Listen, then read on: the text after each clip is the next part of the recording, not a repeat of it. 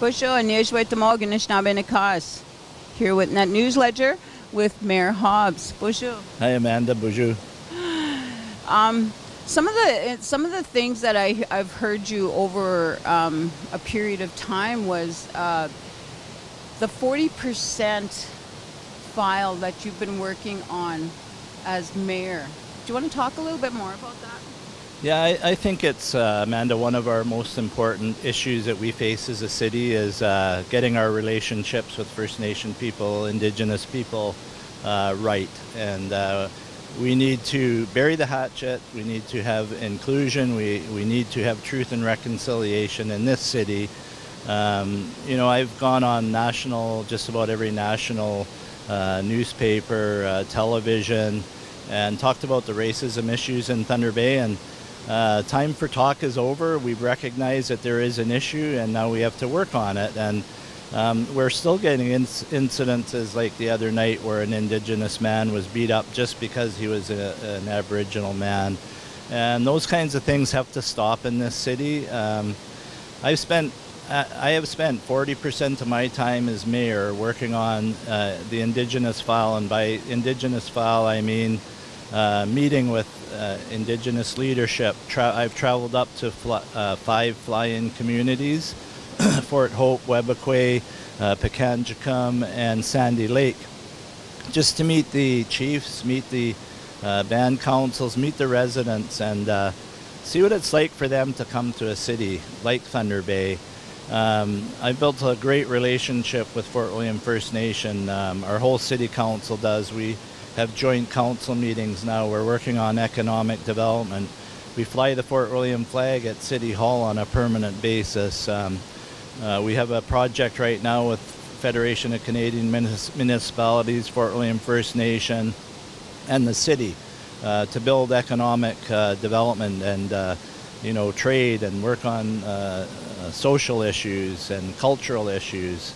I've been to powwows, I've been to graduations at DFC, I've spoken at numerous conferences that are Indigenous conferences, and I put myself out there and got a lot of criticism for it too.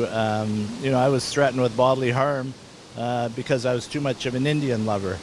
When I was 10 years old, I was struck by a car because I was chased into the path of it by a bully because I was walking to school with 2 Indigenous boys who are my friends.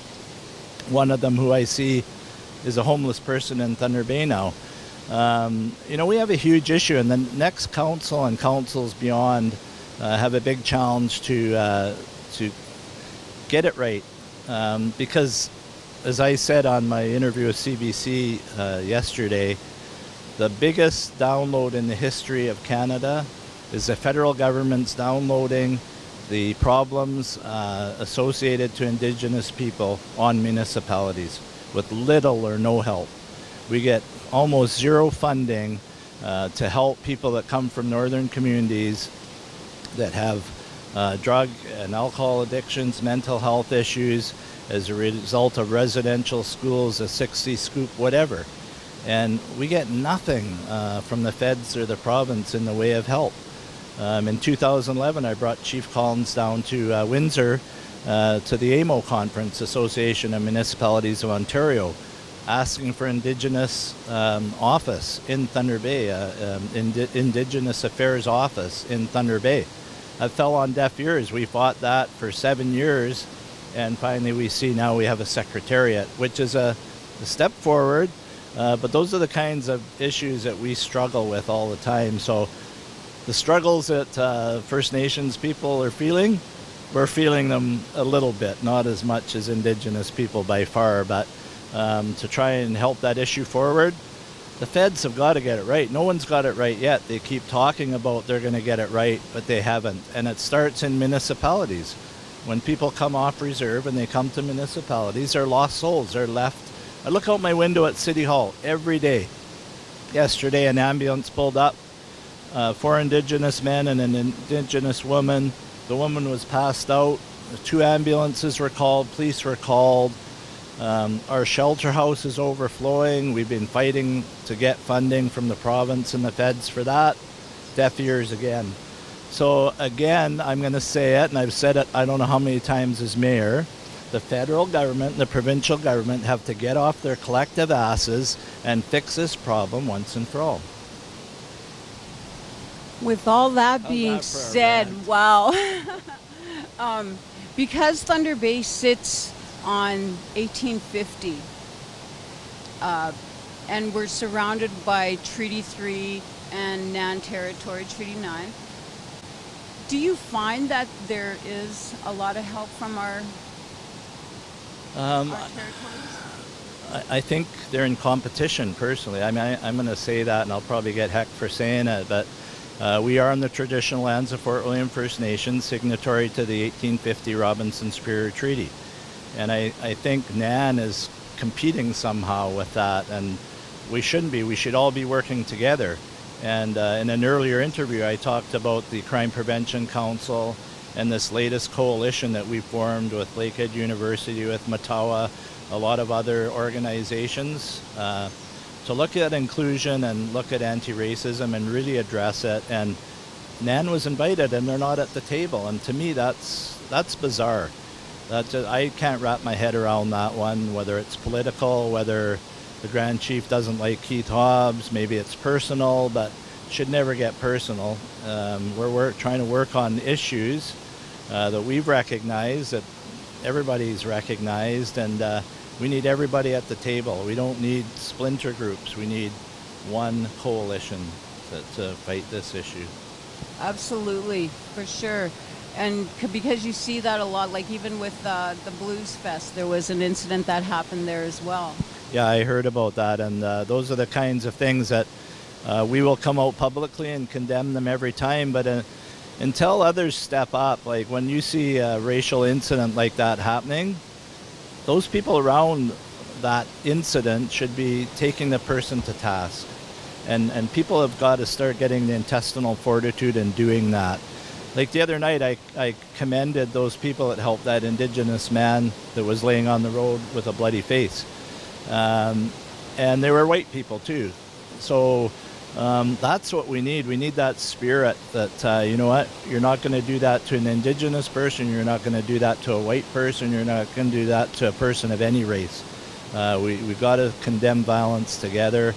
And you know, this is a beautiful city. This backdrop, we have I think one of the most beautiful cities in the country, yet we're called the city with a giant heart. And to me, and I know I'm going to offend some people, but no, we're not the city with a giant heart yet.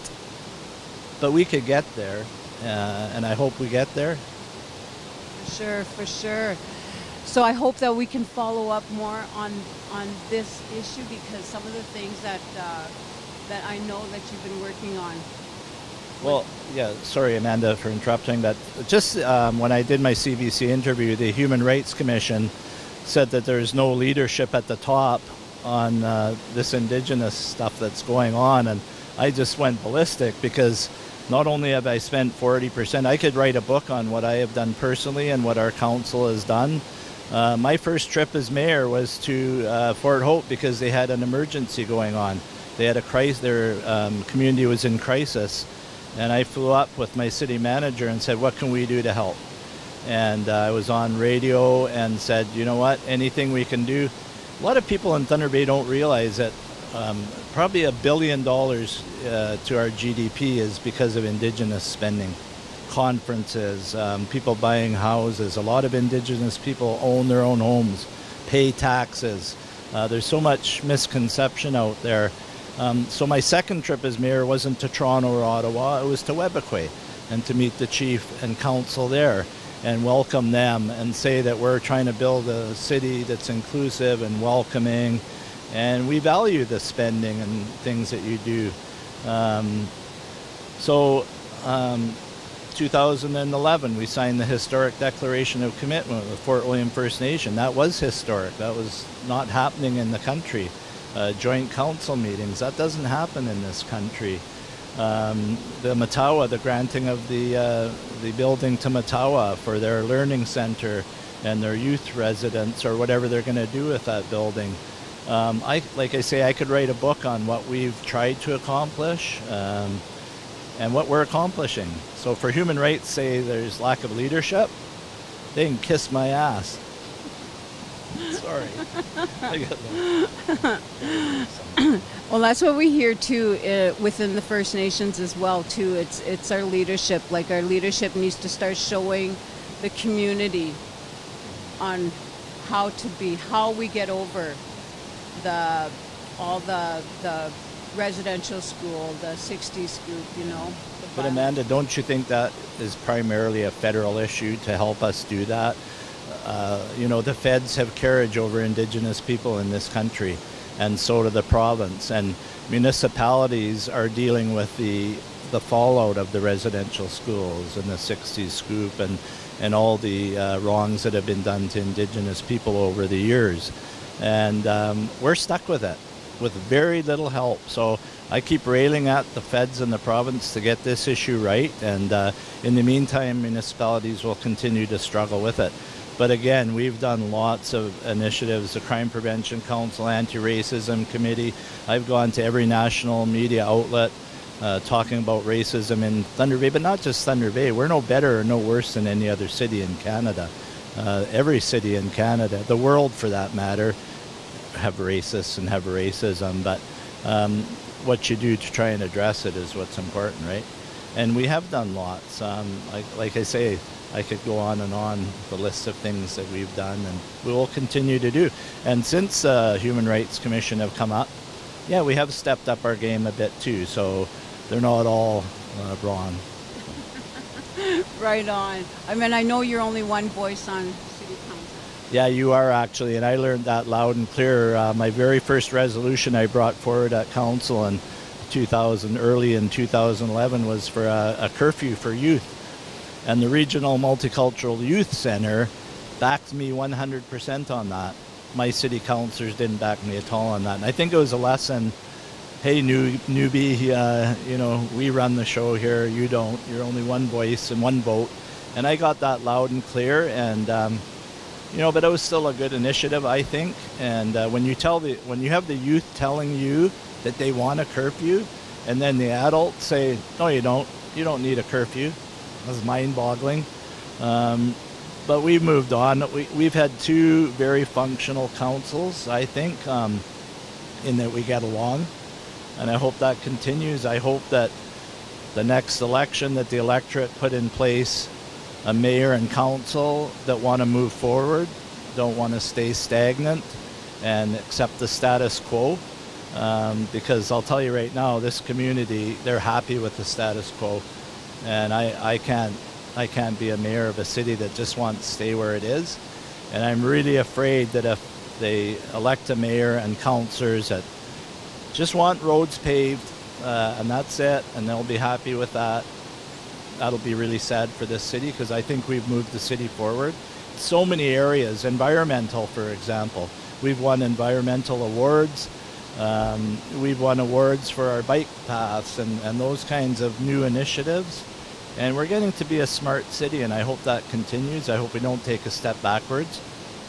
So, you know, the event center was a prime example. I heard from thousands of people that they want that event center, but they didn't come forward and publicly say that, whereas naysayers, as I call them, shot it down. And I think that would have been a great project for the city. Like you see how Winnipeg Jets are doing right now in the NHL. Imagine their farm team, which was going to come here, being here, and putting the national spotlight on Thunder Bay and the economic spin-offs from that. Costco, I get this group of naysayers all the time. We don't need a Costco here, it's going to mess up local business. No, it's not. It's happening in Aurelia, 30,000 people. It's happening all over the country, and it doesn't mess up small businesses. It actually helps small business. So those are the kind of mindsets that we're constantly fighting with. And so I hope the next mayor has vision. I hope the council supports that next mayor too. Oh, for sure. And I really do think that the curfew is really important, because I think it brings power to the word family. You're exactly right. And it brings power to the youth, because they want it. The youth, what better than to have the multicultural youth say, wow, we were listened to by the adults and we got our curfew that we asked for. To me, it's a no-brainer, and I just shake my head when I think that we didn't do that. So thank you so much, Keith, and I look forward to talking with you again soon. For sure. Muito bem.